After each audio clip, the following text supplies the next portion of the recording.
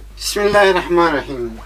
نن موږ د کونیکتیف په هکله باندې غږیږو او د کونیکتیف هغه بله برخه اندیکاتیف نومیږي چې اندیکاتیف هغه برابرې غوڅې او یو مخې خبرې دي. او کونیکتیف دې ته وایي چې لکه په پښتو کې چې به ورسره راشي، زرکه به راغلي وي، زرکه به جوړه شوې وي، زمری زلمی تللی دی.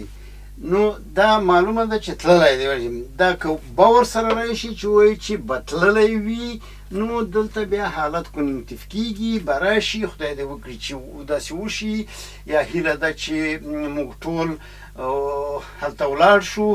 دغه د هیلې د ارزو یعنی هغه جمله چې دوه برخې لري یا دوه برخې امکانات لري د دوه شیانو، چې هم د هو او هم د نه، نو هغه ته کونیکتیف حالات وایي. دا به زرکه وي، کېدای شي زرکه وي، زرکه نه وي، او دا زرکه ده، یو حالت دی، دا اندیکاتیف دی. نو کونیکتیف مونږه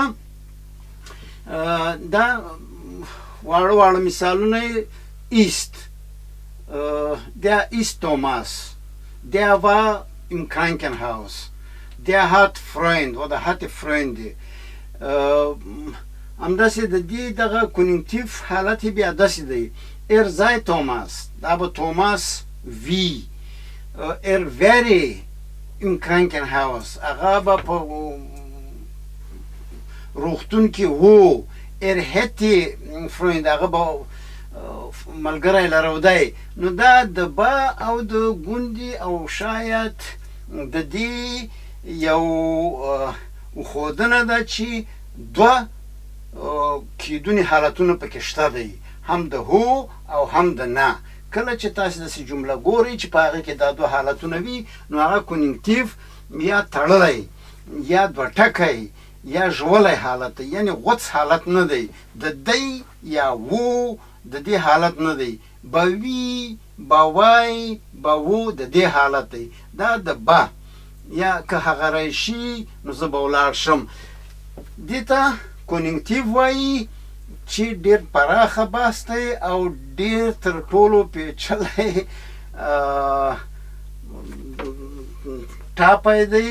نو په لنډه توګه هغه څه چې پکې اسانېدلی شي هغه دا دی چې په دوه ډوله دی، کونیکتیف اینس او کونیکتیف څوای.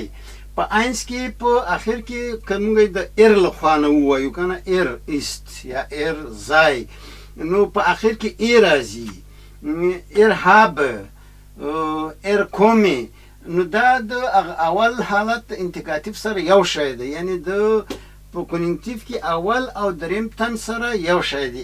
habe، ځای او تیر حالت نه لري. او کونیکتیف ځای بیا حال نه لري، تیر حالت لري. wäre، hätte gehabt. دا د کونیکتیف هغه ځانګړتیاوې دي.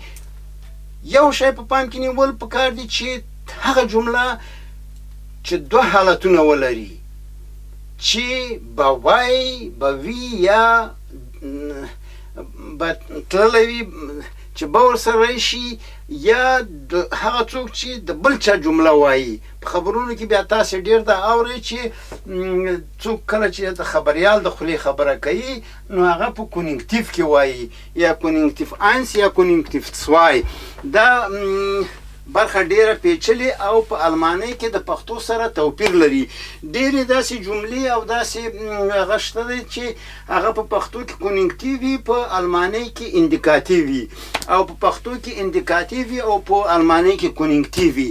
نو دغه د ژبو ځانګړتیاوې دي چې باید په پام کې ونیول شي او په دغه لنډو هغو کې نشي حل کېدی.